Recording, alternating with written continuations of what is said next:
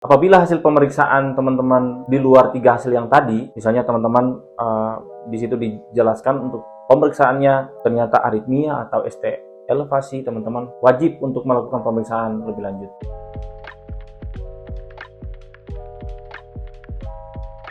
Hai, saya Aken, saya perawat klinik Medika OHC. Tentunya teman-teman mungkin sudah pernah melakukan pemeriksaan rekam jantung atau pemeriksaan EKG, tapi teman-teman mungkin belum tahu apa sih tujuan daripada pemeriksaan itu. Berikut ini saya akan memberikan penjelasan tentang tujuan dan bagaimana prosedur dalam melakukan pemeriksaan EKG. Sebenarnya teman-teman tahu nggak sih apa itu EKG?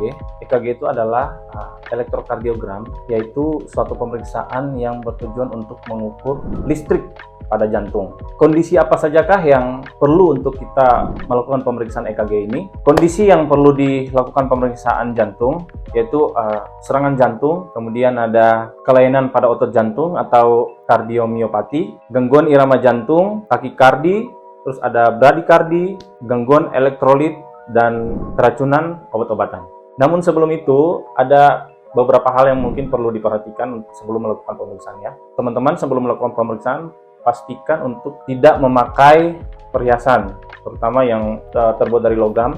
Kemudian memastikan untuk tidak mengkonsumsi alkohol. Juga apabila teman-teman mempunyai riwayat penggunaan obat jantung, segera diinfokan ke dokter, karena bisa saja mempengaruhi hasil daripada pemeriksaan. Bagaimana sih prosedur pemeriksaannya? Teman-teman nanti akan diarahkan oleh petugas untuk, kalau misalnya teman-teman memakai pakaian yang ketat, mungkin perlu diganti untuk pakaian yang agak longgar. Kemudian setelah itu nanti teman-teman akan diarahkan untuk berbaring. Apabila teman-teman mungkin yang laki-laki yang mempunyai banyak bulu di dada, mungkin akan dicukur. Nah, terus yang harus diperhatikan juga adalah jangan terlalu memakai lotion yang berlebihan, apalagi di daerah dada, karena hal itu juga akan mengganggu hasil daripada pemeriksaan. Setelah itu teman-teman akan dipasangkan alat, yaitu elektroda seperti ini di bagian dada. Seperti ini di bagian dada, kemudian yang seperti ini pada bagian tangan dan bagian kaki, kiri dan kanan, seperti itu. Alat ini berfungsi untuk merekam listrik pada jantung teman-teman, kemudian nanti untuk hasilnya akan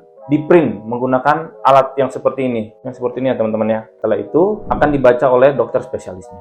Biasanya hasilnya itu teman-teman akan terbaca misalnya aritmia, yaitu gangguan irama jantung, kemudian peningkatan irama jantung atau takikardi, atau penurunan irama jantung atau bradikardi. Untuk pemeriksaan ini hasilnya itu ada yang normal, ada yang abnormal. Namun perlu teman-teman ketahui bahwa abnormal ini tidak semuanya harus dilakukan pemeriksaan lebih lanjut. Kayak misalnya hasil pemeriksaannya ada yang takikardi atau ada yang bradikardi. Kalau misalnya takikardi mungkin teman-teman merasa waktu itu panik seperti itu ya. Kemudian kalau bradikardi teman-teman mungkin biasanya tuh hasil yang didapatkan itu untuk orang-orang yang sering olahraga. Dan juga RBBB. Apabila teman-teman misalnya pada pemeriksaan teman-teman ada keluhan, misalnya sakit di bagian kiri menjalar sampai ke tangan, itu teman-teman perlu untuk dilakukan pemeriksaan lebih lanjut. Apabila hasil pemeriksaan teman-teman di luar 3 hasil yang tadi, misalnya teman-teman di situ dijelaskan untuk pemeriksaannya ternyata aritmia atau ST elevasi, teman-teman wajib untuk melakukan pemeriksaan lebih lanjut. Nah, itu tadi penjelasan tentang apa itu EKG dan bagaimana cara untuk melakukan pemeriksaan EKG. Dan jangan lupa untuk teman-teman segera melakukan pemeriksaan atau medical check up di klinik Medika OHC. Terima kasih.